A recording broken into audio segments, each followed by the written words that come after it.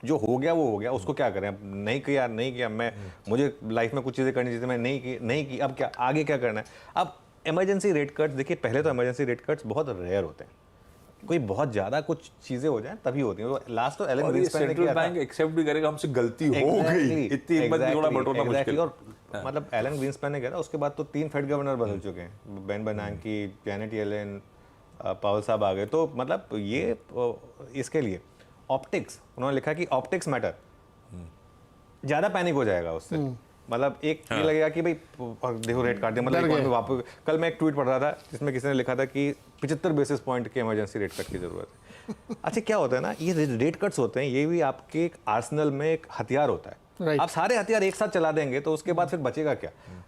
कई बार आप देखते होंगे कि अगर हम रेट कट एक्सपेक्ट कर रहे हो, रेट कट नहीं आता है, तो मार्केट एक बार डिसअपॉइंट होकर वापस उल्टा चलने लगता है, क्योंकि उसको लगता है कि अगली पॉलिसी के लिए हमारे पास एक ट्रिगर है कि अगली पॉलिसी में रेट कट आएगा। तो इसके लिए ये एक और रीजन होता है कि ऑप्टिक्स मैटर करते हैं। और तीसरा, इमीडिएट देखिए, रेट कट ऐसा नहीं है कि फेड ने आज इंटरेस्ट रेट आज 75 बेसिस पॉइंट रेट कट कर दे तो अगला नहीं है कि अगले महीने का डेटा सुधर जाएगा। वो नहीं होने वाला है, डेटा सुधरने में टाइम लगेगा। जैसे अभी ये जो इन्फ्लेशन है, ये अगले 3-4 महीने तक कूल ऑफ होती रहेगी। वो चाहे रेट कट हो जाएगा उसके बाद भी कूल ऑफ होती रहेगी, क्योंकि वो इम्पैक्ट जो होता है ना वो लैग के साथ आता है। कोई भी मॉनेटरी पॉलिसी का इम्पैक्ट लैग के साथ आता है। तो इसके लिए ये चीज़ फेड को हमसे ज़्यादा पता है ऑब्वियसली, हम तो क्या सिर्फ ऑब्जर्वर हैं, उन्होंने तो काम किया है। तो इसके लिए वो ऐसा नहीं है कि अब मार्केट है और आने को कुछ भी हो जाए और पैनिक में वो भी कई बार डिसीजन ले सकते हैं, लेकिन लगता नहीं कि इमरजेंसी मतलब रेट कट आएगा फ्रैंकली।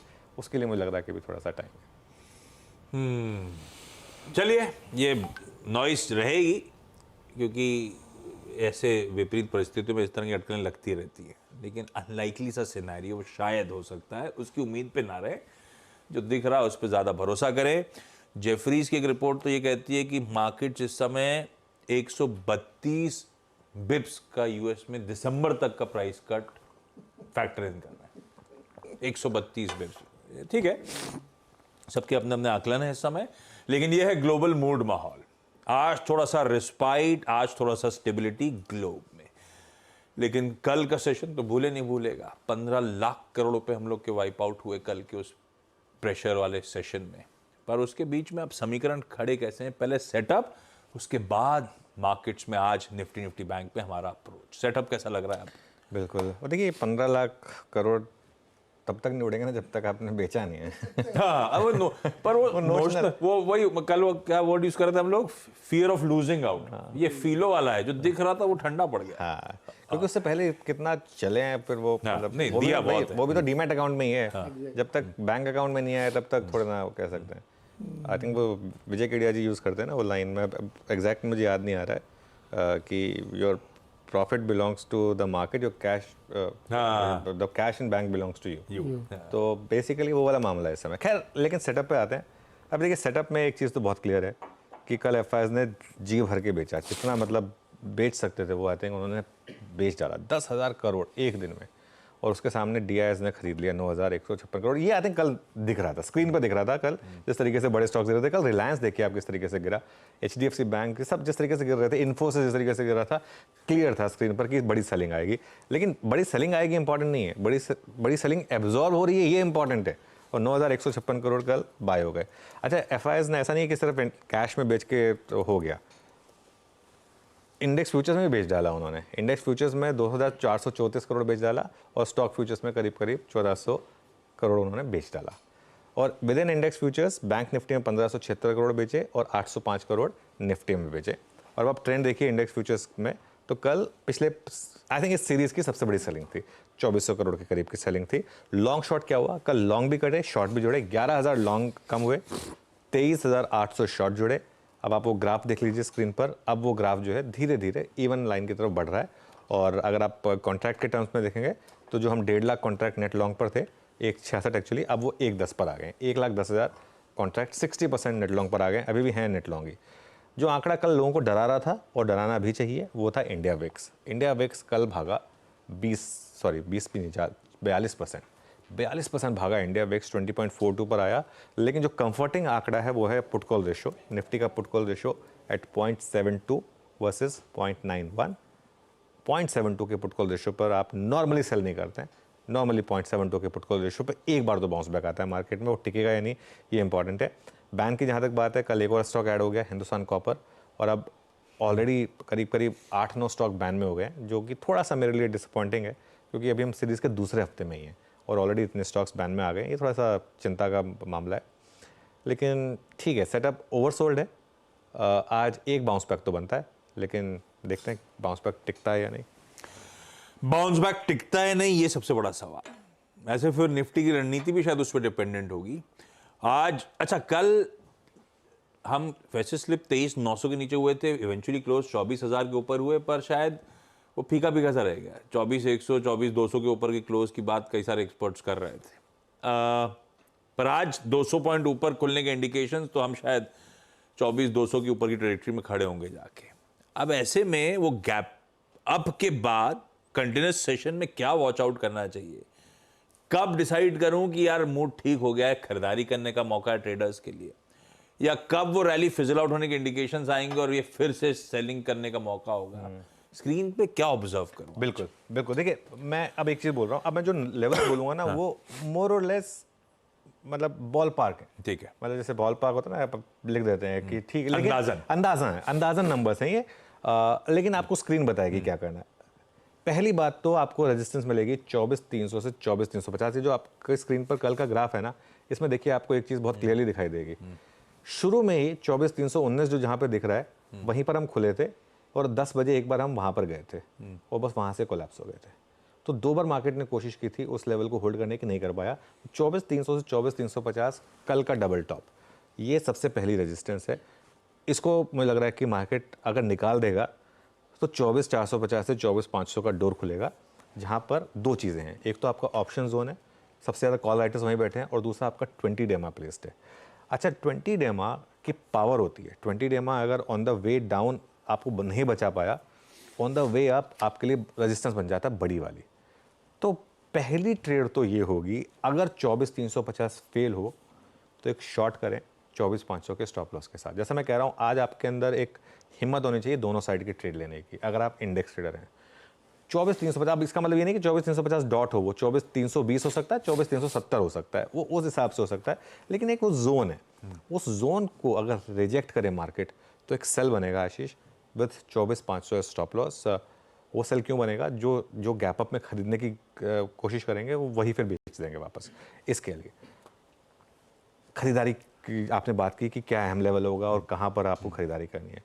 अगर बेस केस प्ले आउट होता है कि गैप अप में सेलिंग आ जाएगी, उसके बाद अगर मार्केट स्टेबल हो, एक इंपॉर्टेंट लेवल को होल्ड करे, मैं अभी के लिए वो इंपॉर्टेंट लेवल लिख नहीं रहा हूँ, लेकिन एक एज्यूम कर रहा हूँ मैं 24,200 मैंने कल भी बात की थी इसकी, कि आप खुले मान लो 24,300 पर, 24,300 320 पर, उसके बाद स्लिप हुए मान लीजिए, और स्लिप होकर अगर आप 24,200 को होल्ड कर लें और आधे एक घंटे तक 24,200 को होल्ड कर लें, तब बाय बनेगा with day low as stop loss, first hour low as stop loss.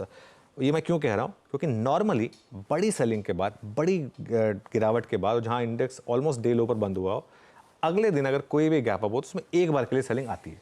अब वो सेलिंग 9:15 पर ही आ जाएगी, 9:30 पर आएगी, 9:45 पर आएगी, ये कहना थोड़ा टफ होता है। इसके लिए स्क्रीन को ऑब्जर्व करना ज़रूरी होता है। तो पहले तो अगर 24,350 60 रिजेक्ट हो तो सेल, फिर 24,500 स्टॉप, और उसके बाद नीचे लेवल पर अगर सपोर्ट मिले तो डे लो के स्टॉप के साथ बाय। तो दोनों तरफ की ट्रेड बेसिकली बनती है। सपोर्ट कहाँ पर मिलेगा आपको? 23,900 से 23,950 कल का लो और 50 डेमा। आशीष, ये नहीं टूटना चाहिए। अगर ये टूट रहा है तो मतलब मार्केट का व्यू बहुत क्लियर है कि नहीं, अब ये मार्केट करेक्शन के लिए तैयार है, और इन दैट केस आपको बड़ा सपोर्ट मिलेगा सीधा फिर 23,400 से 23,500 पर, जहाँ की ऑप्शन राइटर्स का जोन है। खैर, उन लेवल्स के बाद अभी करना थोड़ा बेमानी होगा, क्योंकि आज लग रहा है कि मार्केट थोड़ा रिकवरी के मूड में है, तो एक बार देख लेते हैं रिकवरी टिक रही है नहीं टिक रही है। दोनों तरफ के ट्रेड्स हो सकते हैं, आपको लेवल्स को, बाजार के मूड भाव को जरा परखते रहना है। खैर, मदद करने के लिए कंटिन्यूस सेशन में होंगे, तब अपन ऑब्जर्व करते चलेंगे, लेकिन लेवल्स की कौन से हैं अदरवाइज वो आपकी स्क्रीन पे। निफ्टी बैंक 2 दिन से HDFC बैंक ने संभाला हुआ था, वो कल हुआ नहीं। कल तो खैर 12 के 12 कॉन्स्टिट्यूएंट्स इन रेड थे, और आज फिन निफ्टी यानी कि निफ्टी फाइनेंशियल सर्विसेज इंडेक्स की एक्सपायरी भी सामने खड़ी है, मंगलवार का दिन है। क्या लेवल्स यहाँ पे वॉच आउट करने हैं? देखिए, निफ्टी बैंक के साथ क्या तकलीफ हो गई है कि 10, 20 और 50 तीन मूविंग एवरेजेस के नीचे कल इसने बंद दिया। और इंट्राडे में तो 100 डे भी तोड़ दिया था इसने, हालांकि उसको फिर इसने बचा लिया क्लोजिंग पर। तो इंडेक्स तो वीक है, बस एक चीज़ जो हमने कल डिस्कस की थी कि बीच बीच में HDFC बैंक चलता रहता है, वो थोड़ा सा बचा लेता है, उसी की होप रहेगी। यहाँ पर पहले रेजिस्टेंस मिलेगी 5500 टू 51,000, यहाँ पर आपका ऑप्शन जोन है और यहाँ पर आपका 50 day exponential moving average placed है, और बड़ी रेजिस्टेंस मिलेगी उसके बाद 51,300 से 51,500, जहाँ पर आपके दो इंपॉर्टेंट एवरेजेस हैं 10 और 20 डे एक्सपोनेंशियल मूविंग एवरेज। 50,700 से 50,800 का जोन अगर फेल हुआ, अब ये ज़रूरी नहीं है, मैं फिर कह रहा हूँ ये बॉल पार्क नंबर्स हैं, हो सकता है 50,500 ही हो जाए वो वहाँ पर। अगर ये लेवल्स फेल होने शुरू हुए तो एक सेल ट्रेड बनेगा, स्टॉप लॉस होगा फिर 51,000 का। अब अगर 50,700 से 800 के बीच के फेलियर पे बेच रहे हैं तो 51,000, 50,600 700 के उस पर बेच रहे हैं तो फिर वो थोड़ा स्टॉप लॉस भी कम हो जाएगा उसके हिसाब से। सपोर्ट कहाँ पर मिलेगा? फर्स्ट सपोर्ट 49,700 टू 49,850 बहुत क्रूशल लेवल है ये। यहाँ पर कल का लो प्लेस्ड है, यहाँ पर 100 day exponential moving average placed है, और बड़ा सपोर्ट मिलेगा 49,000 टू 49,500 जो कि आपका ऑप्शंस का जोन है। ये लेवल नहीं टिके तो फिर प्रॉब्लम आएगी, 200 डे मूविंग एवरेज भी टेस्ट हो सकता है, लेकिन ये मेरा बेस केस नहीं है। बाय कहाँ करना है? मेरे ख्याल से पहले आधे घंटे वेट करें, स्टेबिलिटी अगर दिख रही हो तो डे लो के स्टॉप के साथ बाय करें, स्टेबिलिटी दिखे तभी, और एक लेवल के ऊपर मार्केट थोड़ा टाइम स्पेंड करे। ये ज़रूरी है देखना कि मार्केट टाइम स्पेंड कर रहा है नहीं कर रहा है एक लेवल के ऊपर। एक मैं इम्प्रॉम्प्टू थोड़ा सा निफ्टी IT की बात करना चाह रहा था, क्योंकि हमने निफ्टी और निफ्टी बैंक की तो हम नॉर्मली बात करते हैं। निफ्टी IT जो है उसने कल एक बड़ा ब्रेकडाउन दिखाया 3-3.5% का। यहाँ पर आपको एक चीज़ का ध्यान रखना है कि यहाँ पर थोड़ा सा आप केयरफुल रहें। मैं एक लेवल देख रहा था एक्चुअली, वो इम्पॉर्टेंट लेवल है उसके हिसाब से, क्योंकि नॉर्मली जो बुल मार्केट इंडेक्स होते हैं जैसे कि निफ्टी IT है, इस समय निफ्टी IT एक बुल मार्केट इंडेक्स में होता है, वहाँ पर सबसे पहले जो सपोर्ट आता है वो आता है 10 और 20 डेमा के बीच में। ठीक है, कल हम बंद हुए 38,426 पर इसमें, और कल और परसों में हमने दोनों लेवल्स तोड़े हैं, और अब अगला सपोर्ट जो है निफ्टी IT का वो आएगा 37,600 पर करीब करीब। तो ये पॉसिबल है कि इस डिक्लाइन में एक बार के लिए निफ्टी IT आपको 37,600 भी दिखा दे, उसके बाद भी ये इंडेक्स बड़ी बुल मार्केट में ही रहेगा, लेकिन वो एक मौका होगा आपके पास फ्रेश बाय करने का अगर आपने पिछली रैली मिस करी है तो। बढ़िया। निफ्टी बैंक, ये हो गई आज की मंगलवार की अप्रोच, जब ग्लोबली हरियाली और एक बाउंस बैक के मूड में गिफ्ट निफ्टी नजर आ रहा है। मॉर्निंग पैनल आवाज का रेडी हो रहा है, कुछ देर बाद इस पैनल से बातचीत की शुरुआत करेंगे, लेकिन पहले आज के बिग स्टॉक्स।